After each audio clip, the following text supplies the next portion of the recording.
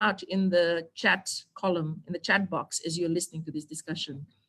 For the purpose of information gathering today, anyone attending, anyone listening and tuned in, you're free to use the information that's generally shared today. However, the identity of the speakers or their affiliation is not to be shared without their respective permission. So please write to FWRM for this purpose. You can email info@fwrm.org.fj.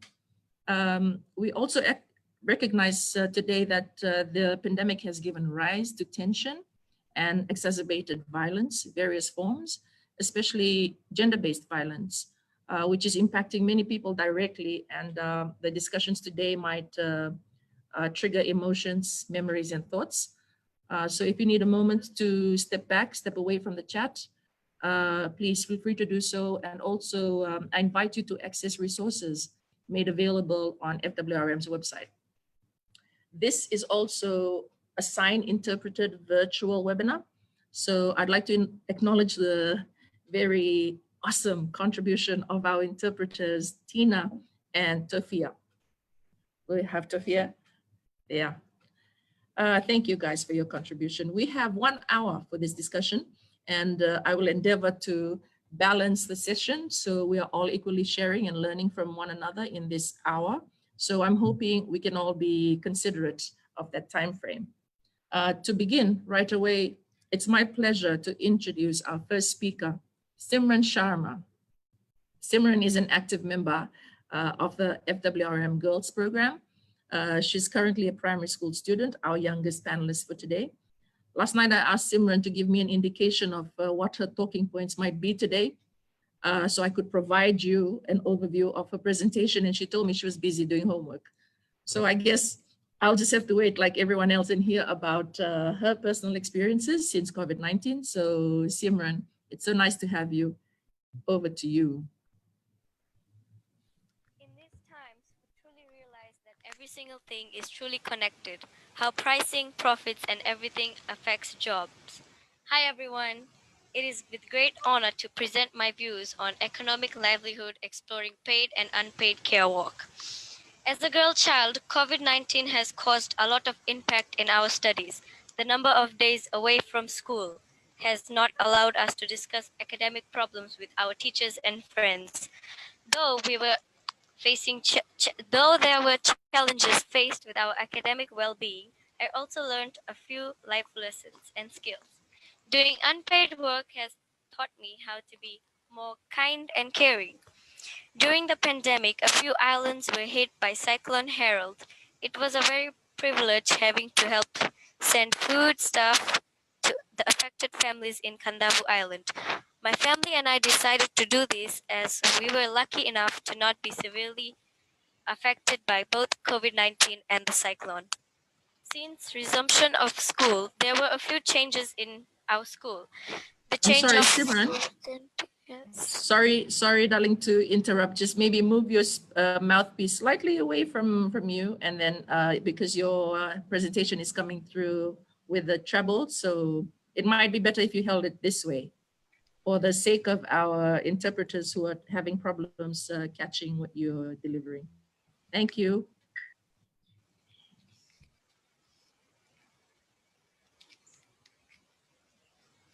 Since resumption of school, there were a few changes in our school. The change of school canteen owners and the transfer of one teacher. The teacher had been transferred to his hometown, therefore making life easier for his family. The pandemic has caused... I'm sorry again, Simran. Sorry. Hold the mouthpiece like this. Not, yeah, exactly. Just give that a try so we can hear your delivery. Just test. Hello. Perfect. Thank you. Carry on. The pandemic has also caused job loss and reduced hours of work. I've heard a lot about this from my friends and the news. Losing jobs during the pandemic is very difficult. Families are not able to afford basic needs, which leads to drastic measures, such as acts which are not morally and ethically right. These acts makes the breadwinner of the family making unwanted decisions such as suicide, child labor, and etc. To overcome the situation, we may make use of our God-given talent and skill, such as planting vegetables, go out fishing, and trade skills on social media. For example, there is this page, Barter for Better, where you can trade your skills for groceries and etc. The COVID-19 pandemic is inevitable, therefore, we should have the courage to withstand what it has offered to us. Remember, you don't need a new sunrise to start over. You only need a new mindset. Thank you so much for listening to my presentation.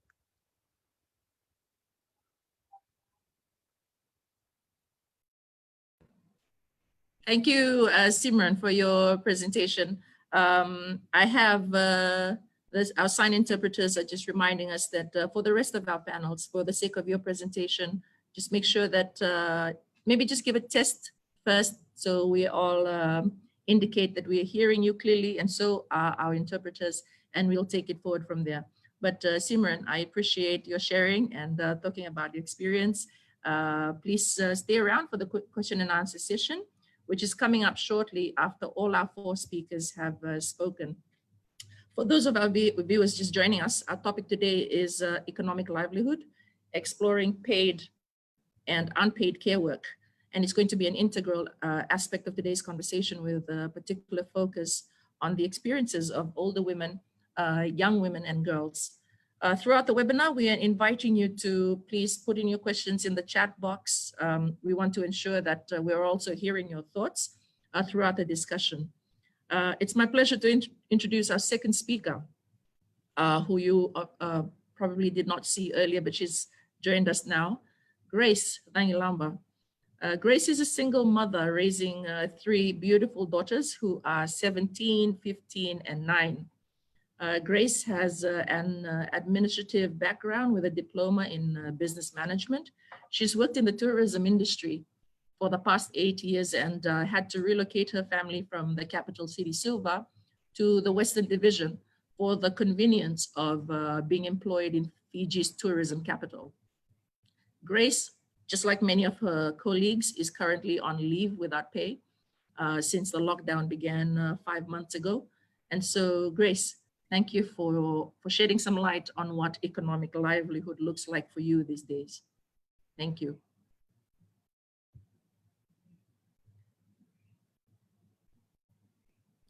Sorry, Grace, you might want to unmute your mic. Oh, sorry. It's such an honor to be a part of this webinar, sharing our experiences. COVID-19 is something unlike we've ever faced before, especially in our beloved country, and it's been very new for everyone and very difficult. And when I say everyone, I mean everyone, like in every industry. For me personally, being in tourism, it hit especially hard because tourism is one of, we all know tourism is one of the biggest revenue earners for our country, and has one of the largest workforces in our economy. And so at this time, a lot of people have lost their jobs. A lot of people are at home. A lot of breadwinners are at home. So for me and for myself, I am a single mother. I'm the sole breadwinner in my family, and I also help take care of my mom. So for me, this was especially hard. It's the lack of security, and so much uncertainty. And I know it's not just me; it's a lot of women. And we all have this network, this women's network, and also a network within the tourism industry. And we all talk, and we've all shared our experiences and all given each other ideas, and we've all given each other the talk. You can do this talk. We are resilient. We are strong. We're tourism strong. But yeah, it can be especially hard when you lose that financial stability. For me, right after the first case of COVID was announced, and they said that Lautoko was going to be on lockdown, the first thing I observed was the general panic.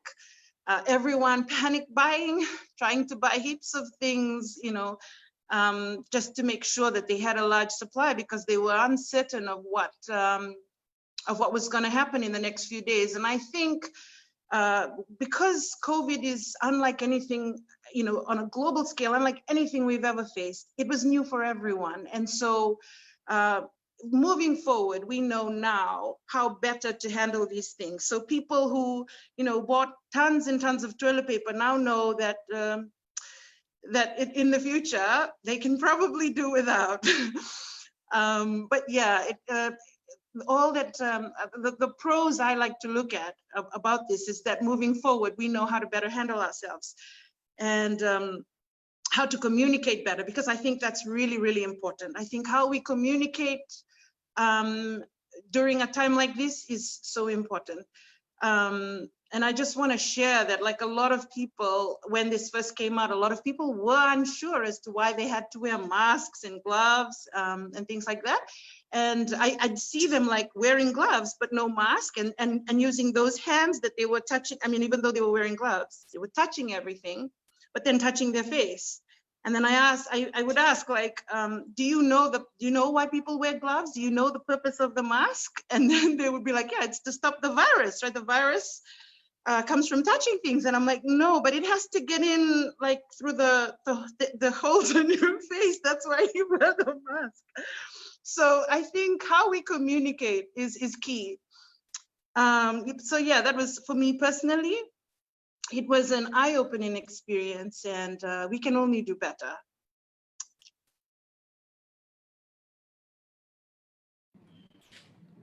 Thank you, Grace. I assume is that it from you? Well, I just want to say that despite everything that we've gone through during this time, I just want to say that what really amazes me is the resilience and the, you know, just the kindness and the caring of Fijian people, and just like this beautiful human nature that people have of sharing and of lifting others up. And I think I wouldn't be able, I mean, I think this goes for a lot of people, a lot of women, a lot of single parents. We wouldn't be able to make it through this time in our country when we are unemployed and uncertain of our futures. We wouldn't be able to make it without those people, without people who lend a hand, who go out of their way to help other people. And you can see it on pages like Bata for a Better Fiji, and on all these different Facebook pages. And you know, my kids all go to school, and their teachers donate things for them. They ask, is your mother still unemployed? Do you need assistance with lunch? So they're feeding my kids at school. And they ask, do you need assistance with your bus fare? You know, does your mother need anything? And they call, and these teachers, they call to check on me, like to check on like my mental state. And I think it's great, you know, like, I think that's what makes us strong. That thing that we have as human beings, and that allows us to like care for other people. It's what's going to get us through this difficult time. Thank you so much, Grace. Appreciate that you've shared what you've delivered today. We've got messages of solidarity in support of all our panelists coming in today in the pursuits of your livelihoods with your children and your families. So thank you for sharing. It's so great to hear real stories of lived realities. Makes one look at our own situations in terms of the things we used to enjoy and the things we take for granted. I'm sure there'll be many conversations had about these life adjustments and conversations which are so vital and so needed for how we are bouncing back, and what does bouncing back look like? What does economic livelihood look like for people under the new COVID normal going forward? Sorry, could I just add one more thing? So one thing I've also noticed is a lot of people have started to showcase their brilliant, creative talent, sense of business. There's a lot of local businesses popping up, especially from people who have lost jobs in tourism. A lot of people have gone back to the village, started farming.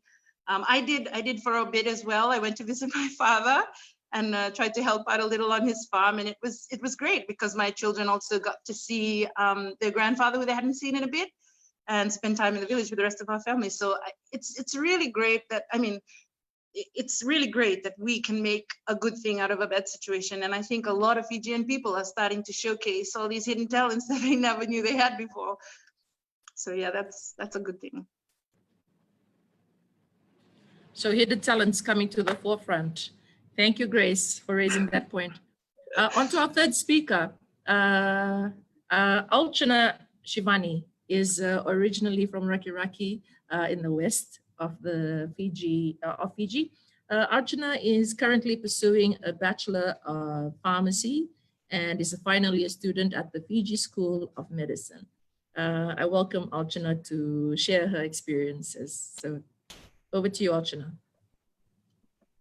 A very warm good afternoon to each and everyone present here today, to our moderator, to my fellow panelists, and the big bula to all the audience who are currently on the social media platforms watching us, and a big bula to all my Reki audience who are currently joining us online. I'm here, your girl is here, your voice is here. So basically my introduction was done. So as we all know,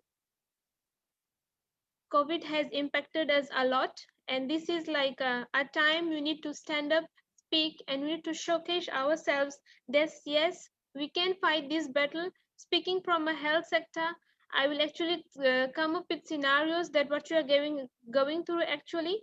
So basically the impact of COVID-19, what was in my personal experience was that a positive impact I had was due to the lockdown. I got to spend a lot of time with my family, because from past 4 years I'm in Suva, like I'm away from family. So like I didn't have time to go and stay with them because of the studies, because I'm away. So the date 18th March, COVID-19 touched our shores. Next day I was home, and like my parents were so proud that I'm home, I'm safe and sound. And that fear with me was not that much, because I knew I was around my lovable people. So that was the positive impact of it. However, after the 1 month break, we switched to online mode, and that was the thing which struck us hard. Even all the university students I'm speaking up from their mind, who are currently like Western people, network was an issue. Like we really faced a lot of difficulties. I usually has to walk kilometers to get the network connection. I just used to stay with my laptop. Where will I get it? And I'm very thankful currently for my parents to actually like going out of their shoes and helping me to go with this online studies. Like connecting with the phone, mobile data was really hard that time. So I'm very thankful for my brother to offering me a pocket Wi-Fi, because it wasn't out of our budget to get it there and then, right? Because it just happened all of a sudden, like no one was prepared. So he bought me that, and like I was able to do it. And my father struggled a lot. He sacrificed a lot. Even though when we had no money, he used to bring just a $2 recharge so that I can go online next for my next class, for Zoom classes, because it usually eats up just 2 to 3 GB data for being on a Zoom class for 2 hours. But we managed. My mother was the sole breadwinner in the house, and she lost job. She was a tailor at the garment factory, so no clothes was coming. She actually lost job. So life was hard, my dear friends. It was really hard. Like no one was prepared for it. So like that was the pain it was. And we need to like I also, due to that, I also like was more comfortable in studying with my friends here back in Suva. So like slow drilling drift to go and study alone, confined to without even lecturers, you don't communicate with them so often. So it was like so difficult. I was like being in a medical field, like it was really hard for me. And my opinion for the role of the decision makers is that like we need to become like, here comes like the survival skill is so important, because if you had survival skill, then you can survive this pandemic. This is so, I think it's God's creation. It came to teach us a lesson, because people were so into that, like in their own lives, work, home, busy, no one was caring about each other. Now look what happened. People in the lockdown, they were in their home knowing their family members so much, and it's a positive impact to somehow to our whole nation or to our whole country. Like people are getting to connect to each other. This page Bata for Better Fiji, we were in that situation before, but slowly it just all went boom. But this COVID has brought all those stuffs, all those love, all those respect again. And I think this will continue. So that is my belief. It's a positive change. It's a God's creation. And we will come over this. And my message to the decision makers is that for equal distribution is really vital. For now, we need to build our health sector strong. As soon as the pandemic touched our shores, as you all have seen, the price of the gloves, the hand sanitizers, it just spiked up. Like those are the needy stuffs. Those, if the prices should be weighed off little bit, the normal price was such like $2 to $3 ahead. It's like very difficult for the people. So if a person does not has money, how or he would actually get access to those medication, and how is she going to protect himself? So there will be a more spread of the virus. So need to there are just its and bits which we need to look into so that we can better our country, our health sector as well as for the amendments of our priorities. In this situation, we need to set our priorities right. As you can see, in our budget, there was a reduction of alcohol prices, but our priority was reduction in the food prices because there are so many people to actually struggling to put food on their table. As I have heard Grace, I would she has 3 kids and she's a single mother being in the tourism industry. I know it has been hit as very hard. So I feel sorry for them. I just like to, this is just my message to the decision makers. If our priorities are set right so that we can act accordingly and our people are not suffering, they are coping well. So my final message to each and everyone is to build a better Fiji in this fight, and we will definitely fight this battle. And to my dear audience is to build a better you. This is a quote which my grandfather taught me when I was 5 years old, and I still carry this on, and I acknowledge him. He is my pillar of strength and my parents to build a better you. Thank you all. Vinakavakalevu. Thank you so much, Archana. I appreciate the sharing of the point, amendment of priorities, because I believe that's something we all have been forced to do during the pandemic, and I guess came at an ideal time for all of humanity, I guess. I thank you for raising the point on decision makers and governing structures to also amend priorities. I mean, for such a young woman, I love that you raised the point of we needing a reduction in basic food items as opposed to the reduction of alcohol, for example. So thank you. We have questions coming through, and I'll raise those when we have our Q&A. Right now, I would like to welcome our last but not the least of our speakers, Marioni Tavakaturanga, who is from the Social Empowerment and Education Program, SEEP in short. It's a community-based NGO founded on social justice and human rights. Oni's interests lie in community-based livelihoods and resilience in the face of external struggles. Her work with SEEP also enables the analysis of how these struggles affect social norms, climate adaptation, governing structures, etc. SEEP's work in 38 rural communities has seen the collection of data and interesting stories of resilience and the critical roles that women play in communities, especially in care work. So I welcome Marioni to highlight her experiences in this regard in terms of economic livelihoods. Thank you, Marioni. Thank you, Tavai.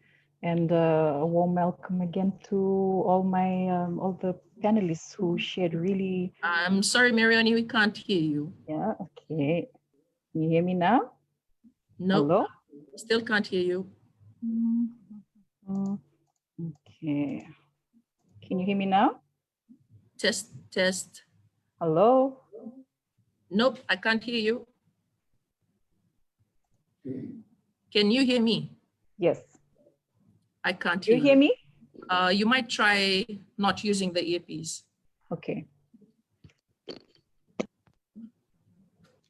You hear me now?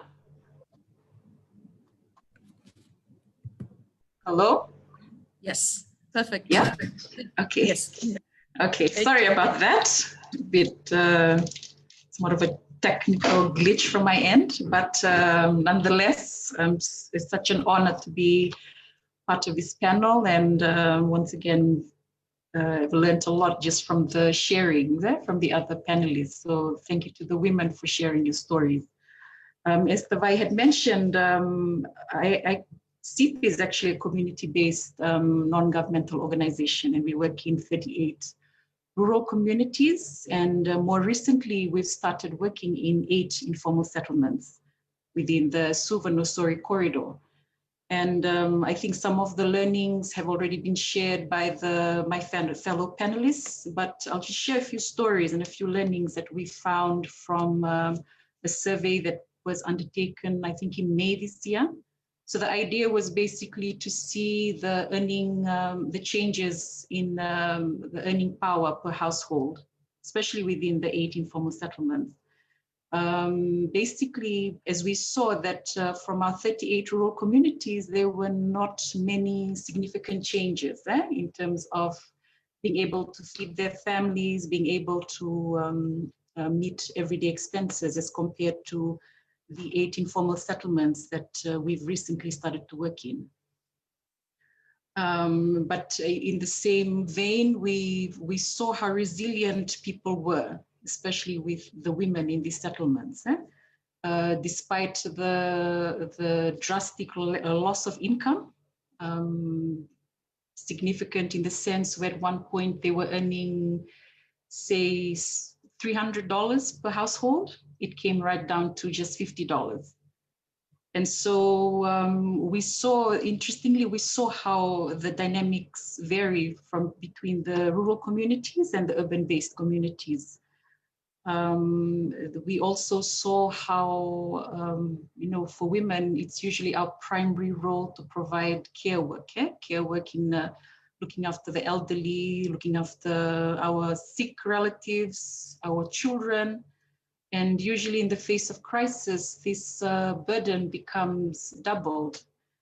Interestingly, with our 38 communities, we saw I think out of the 38, there were 6 that recorded a significant urban to rural drift. So, for women who are already looking after their elderly family members, they have the additional family that's coming in from the urban areas to also reside in communities. But having said that, and I think Grace has already mentioned this, the economy of care is so strong in given the situation that we're in. We have good stories coming up from Butter for Better Fiji, but also I'll just share a story from one of our communities in Naitasir in Andakuni, where they have Wednesdays where they've allocated that particular day to butter in between the urban-based Nandakuni community members and those from Nandakuni.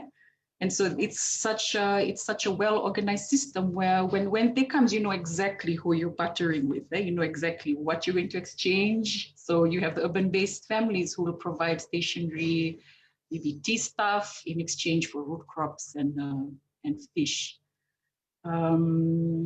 We had a few stories as well from urban-based informal settlements where you have families who, there was this one particular one where despite the fact that women in this household were not working, they were using bingo, gambling eggs. And so despite, even though there's only one winner, the care overrides the fact to hoard wealth. So instead of the winner taking all the eggs home, she would share, recirculate the eggs that she had won. So, despite the situation, resilience is always important. I think for women in whatever situation we're in, the care economy is so important.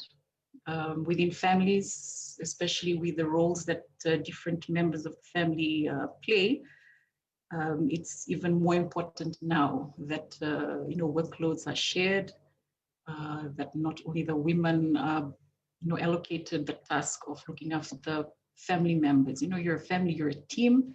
It's so important that workloads are shared.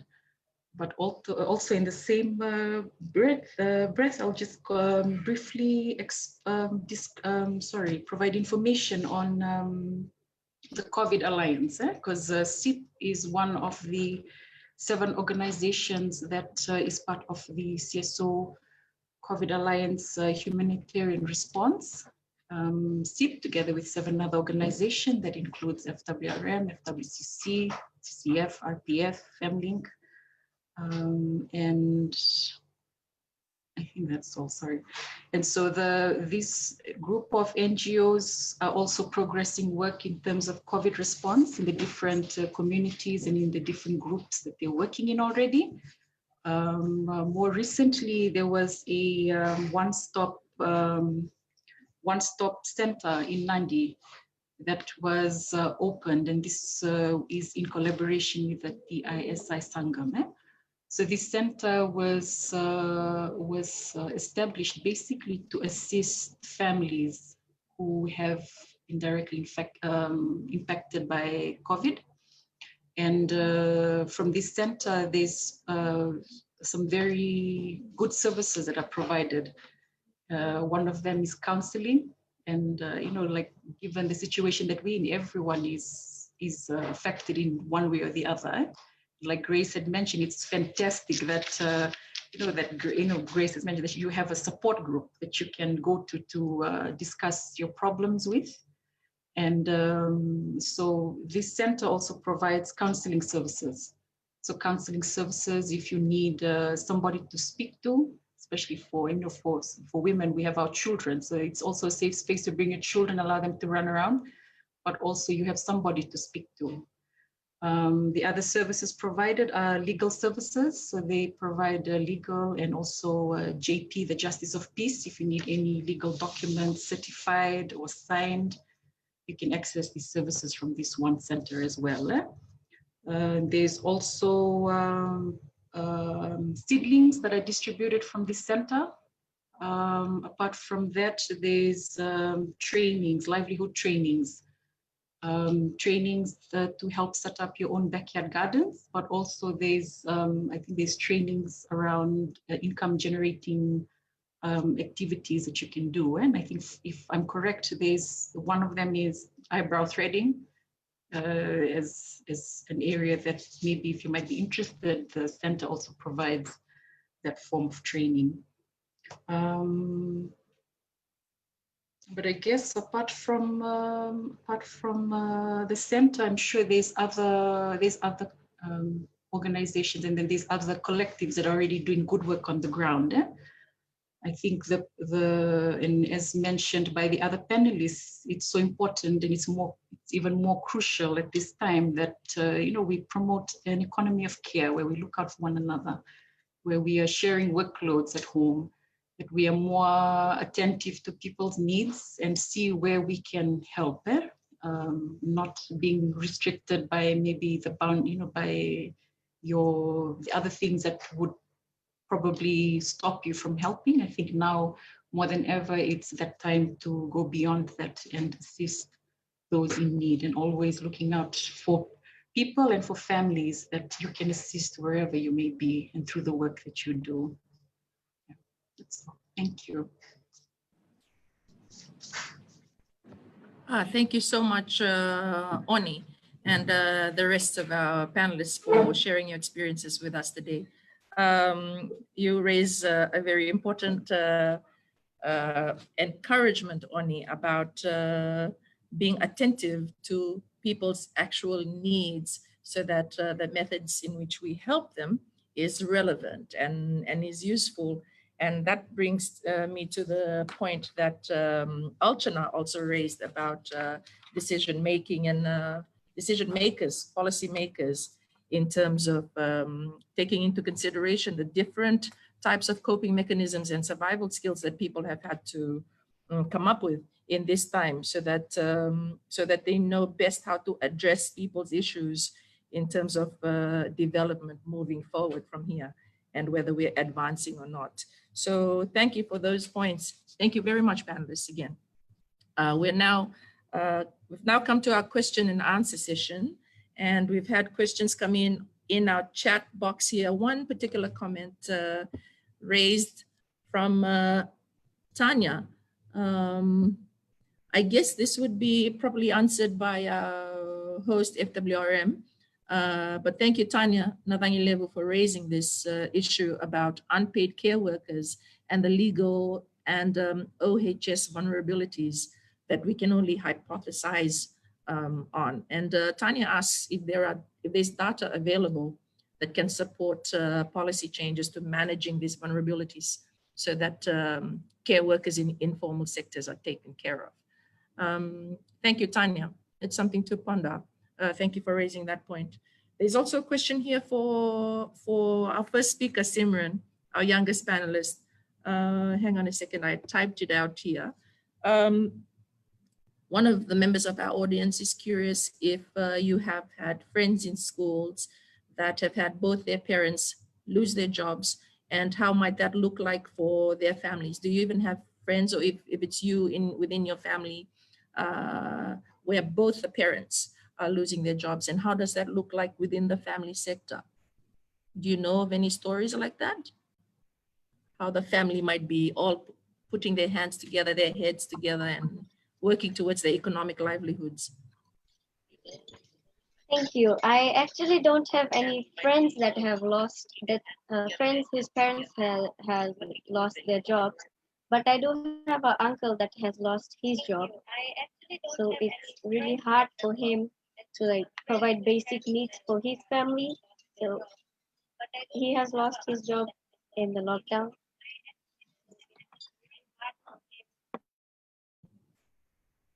Thank you, Simran. Again, I acknowledge the work of our interpreters who are providing much needed service for us today so that our session is visually inclusive. There was a point raised earlier about the fact that, I think Grace mentioned this, that there is currently a lot of breadwinners who are now all of a sudden unemployed. So you have a lot of people whose livelihoods went up in the air, upside down. Thousands of lives affected, not only in the Western Division of Fiji, but around the country. And I know that all of us can discuss all the challenges that we faced. But maybe for now, I'll just hand it over to you one by one, the panelists, starting from Simran and then Grace, and then Altona and Marioni, to discuss maybe the positive things that might come out of this. Grace raised earlier how we as Fijians, our resilient is cut from a different type of thread. And we're making a good thing. We're trying to make a good thing out of a bad situation. So maybe I can just get each one of you to share with us in a minute or two, just what something positive that's come out of this for you. Simran?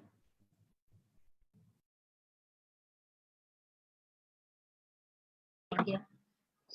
Something positive that happened to me is that I have learned more skills when in lockdown. I have learned how to garden more.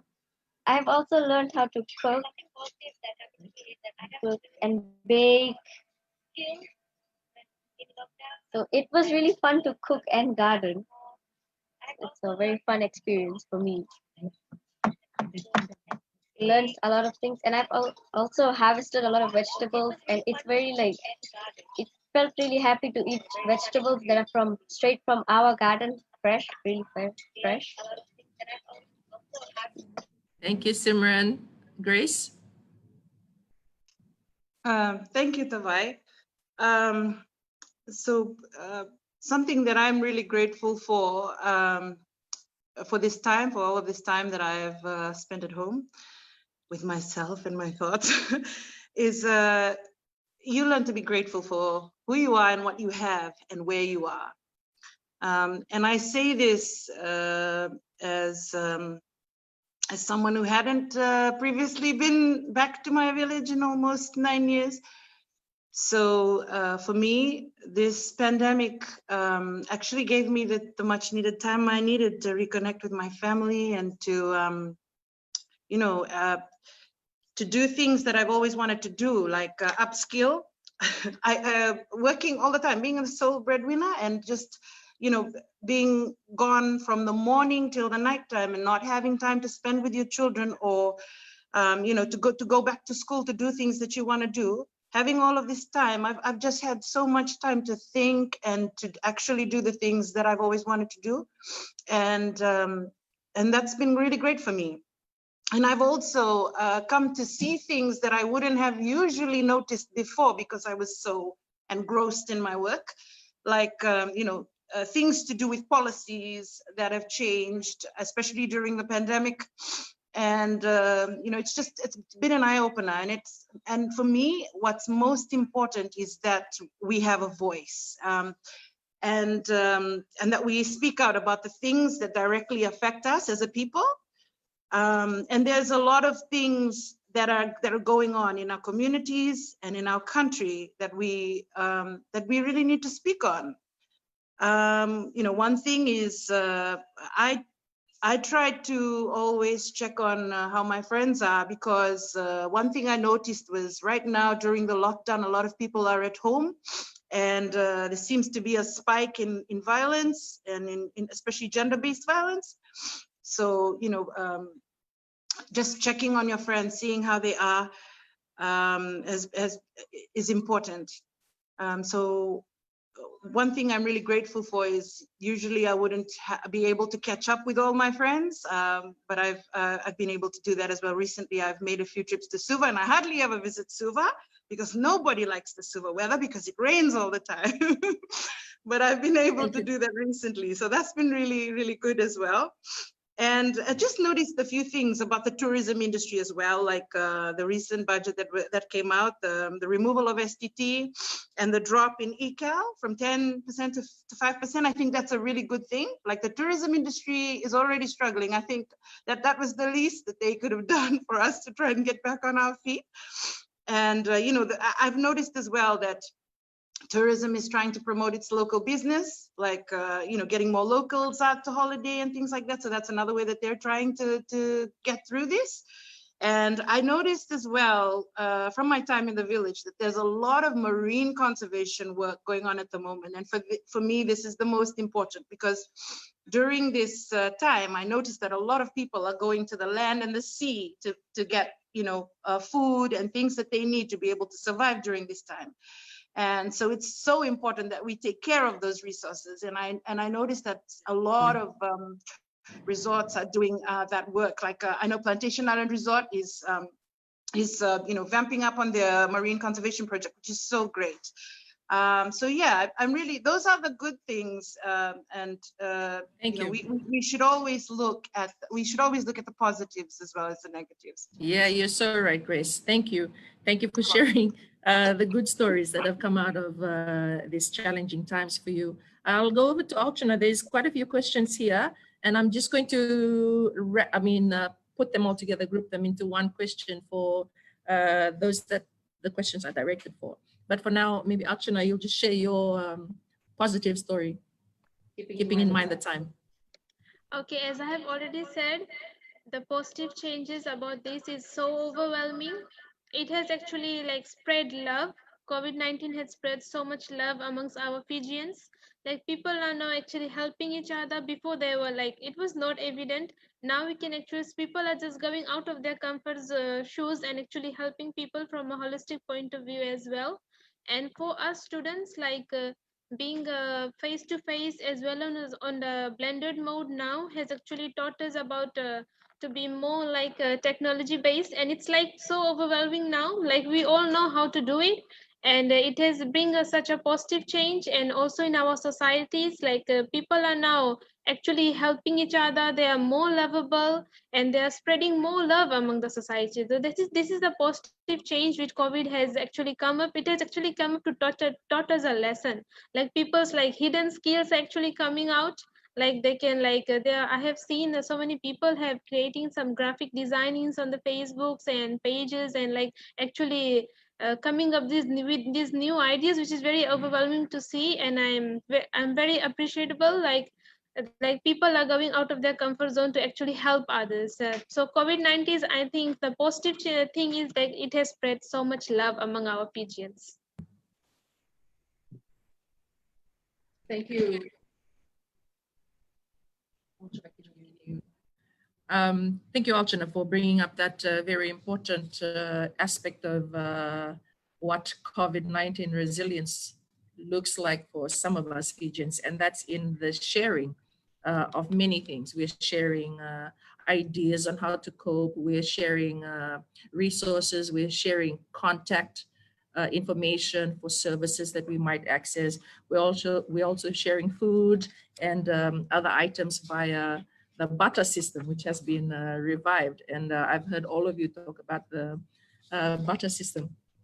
Speaking of sharing, Mirioni, there's a question here for you about, I'm sorry, I know you'll go into your positive story when you talk about, when you answer this question, which has been raised by Tanya on the findings of the survey. And if we can, Tanya would like to have a better understanding on social policy changes or suggestions to change, or that's just a suggestion. And maybe Grace, think about your answer to this question about initiatives where there have been any from NGOs or governments or our government to teach the unemployed staff of the tourism sector on how to utilize the resources around them to sustain a living. I know Marioni had gone into a bit of this with what her organization is doing with particular regards to the seedling distribution, courses on setting up your backyard gardens. Oni would be interested in maybe sharing a bit more of that information for the sake of our listeners and how listeners might be able to tap into that. Or is it specific for your grantee? I think the backyard garden and the seedlings is a service that's provided by the One Stop Center. It's a COVID Alliance initiative, and this can be accessed from that center in Nandi. Just in terms of the survey and, like how Tanya had mentioned, how can some of this information feed into influencing social policy? Yeah? I'll just share briefly some of the findings from our own survey that we had done in 8 informal settlements within the Suvarnasori corridor. And, considering the significant decline in income that's earned per household, it also saw an increase in the willingness for people, especially women, to start off their own micro business from home. So as an organization, we wanted to see and test what would it be like to have these clusters of women run their own community-based, say, canteens. It's basically to lean towards growing the local economy within these communities. It allows women with children to operate from their own homes, but also it allows them access to food for their families, for their children, and a way of earning income, but in clusters using the cooperative model. The biggest learning for us as an organization is knowing how licensing has been made easier during this time. It allows people to apply for licensing for their mini markets, for their small businesses. And I think in terms of social policy, it would be very important for decision makers to look and to really go down to ground and see some of the good work that's already happening and look at ways of changing, say, policies around licensing, the fee structure, and ways that can assist families on the ground start off their own ventures at home, but at a cost that they can afford. It also allows them to retain some of that money within their households. So basically supporting the growth of local economies, but also finding ways to generate income within families to meet basic needs, their expenses as such. Thank you, Oni. A remark here, and maybe something for all of us to consider, and those in our audience joining us from the development sector and other CSOs, university students who are still studying now, what might there be? what could be their motivation and inspiration and encouragement to keep going, and what does their new normal look like after COVID-19 in redefining the way that they're living and going back to school and educating themselves, and how they're relating to each other and within their communities. Alchana talked about earlier about how when the lockdown happened, how within her family itself, their economy changed. Her brother bought her a Wi-Fi device. Her father contributed to what she might have been needing for whatever needs might have risen from time to time. So I guess we are all sharing stories of drastic change in our personal economies within our households, and then the economy surrounding our professional livelihoods, and for our students, what that looks like in their classrooms. Rachel Jones raises a remark about the pandemic appearing to be long-lasting. And Rachel's wondering, if people who've been laid off in Fiji, what might our long-term plans be? I can answer that for you, Rachel. Or maybe I'm not speaking for everyone, but we're taking it one day at a time. The barter system, various new forms of economy, the economy of care we're hearing about, the economy of kindness. Sharing has been one thing that's keeping us going. Neighborhood, communal love, caring for each other, genuinely caring for each other. Marioni also raised the point about, and I was having this discussion earlier with a friend of mine about how, and maybe this is the same for other countries across the Pacific, but for lack of a better word, our poorer section of the community in the country has always known how to live, how to survive in economic challenging times like these. So not much has changed in rural communities, if what Marioni says is anything to go by. It's those in the urban-based and formal settings that are suffering feeling the brunt of the drastic loss of income. So that's an interesting point to raise. I'm very cognizant of the time that we have on this webinar session, and we are at the point of wrap up.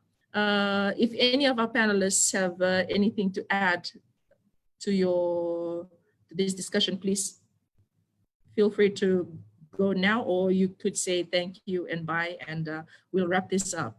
But I'm giving the space to you to add your remarks if you have any.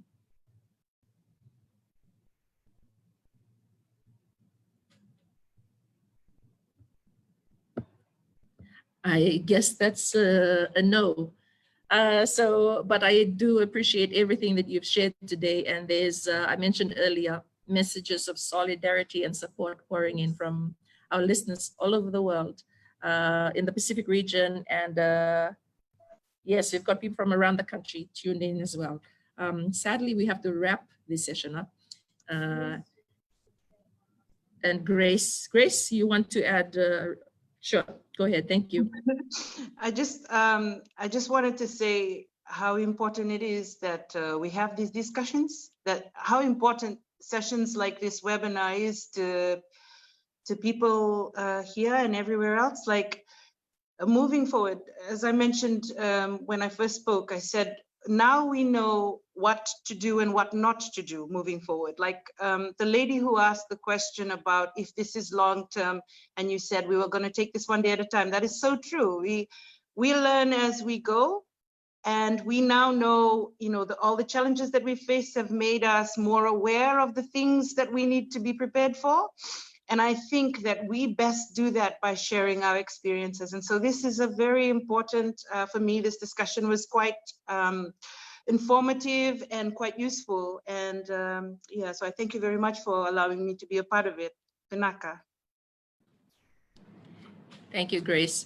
There was a point raised earlier from Alchana about needing, or her opinion, very strong opinion to our decision makers about the need for equal distribution across the board, whether it be the distribution of information or services, right down to the equal distribution of price of basic items, price regulation, so to speak, of medication, of education, groceries, and other items. So important. I said earlier, I'm sad that I have to wrap this up. It's been an honor and a privilege to have hosted this webinar series where we've heard so many stories and life lessons and learnings from diverse experiences of these women through what they're learning through the novel coronavirus pandemic that's greatly affected lives around the world. Today's webinar was recorded, so details from these discussions will be shared across FWRM's communication channels. I'd like to say thank you, Big Vinakavakalevu, to our panelists for generously providing insights related to your professional and personal livelihoods in this time in the pandemic. Sharing your knowledge, in case you didn't know, is helping me, and I'm sure it makes an impact in the lives of other women and girls out there in various communities of Fiji. So thank you. Thank you also to our audience, wherever you've joined us from, and for making this one a very meaningful session. Have a great day and afternoon or evening, wherever you are in the world. Stay safe and bye.